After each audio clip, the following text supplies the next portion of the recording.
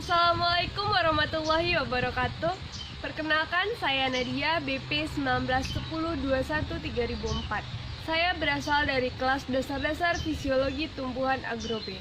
Pada kesempatan kali ini, saya akan melakukan praktikum mandiri, yaitu membuat video mengenai transpirasi pada tanaman.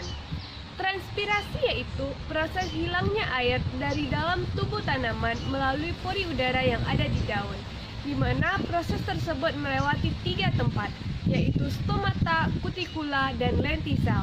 Proses terbesar terjadi pada stomata, di mana proses transpirasi ini dipengaruhi oleh 2 faktor.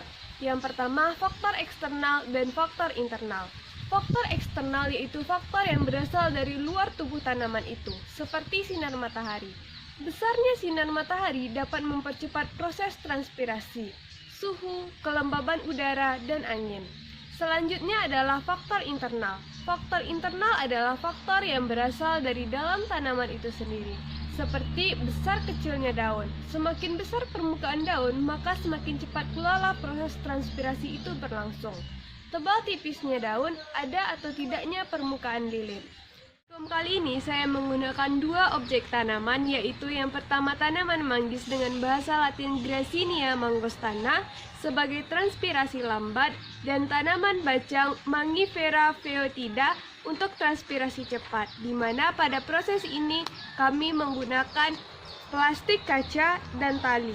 Baiklah, pertama untuk tanaman manggis atau Graciosa mangostana, kita pilih daun yang sehat yang terhindar dari hama dan penyakit untuk proses transpirasi yang baik.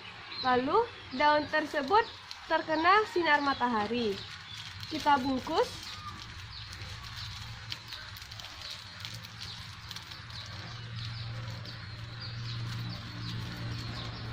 Setelah kita bungkus dengan tali, daun dari tanaman manggis ini bisa kita tunggu selama 2 jam untuk melihat proses transpirasi yang terjadi.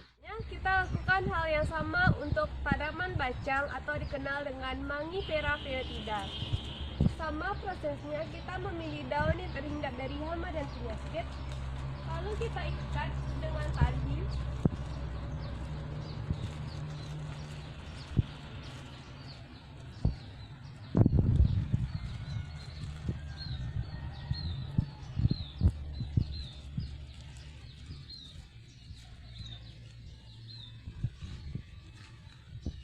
Diikat seperti ini, kita bisa menunggu selama 2 jam untuk melihat proses transpirasi dari tanaman tersebut. Biarkan lebih kurang 2 jam, dapat kita lihat pada daun manggis terdapat uap air, tetapi uap air yang dihasilkan tidak begitu banyak.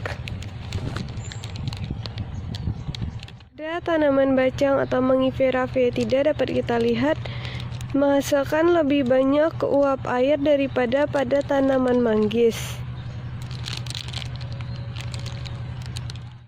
Pada praktikum kali ini dapat kita simpulkan bahwa tanaman manggis Graciosa mangostana melakukan transpirasi lambat karena adanya lapisan lilin pada permukaan tanaman manggis. Seperti yang kita lihat tadi, bahwa dia menghasilkan sedikit uap air. Pada tanaman bacang atau yang dikenal dengan Mangifera foetida, itu terjadi transpirasi cepat menghasilkan lebih banyak uap air karena lapisan lilin pada tanaman tersebut tidak setebal pada tanaman manggis. Sekian praktikum mandiri dari saya. Salah dan janggal saya mohon maaf. Assalamualaikum warahmatullahi wabarakatuh.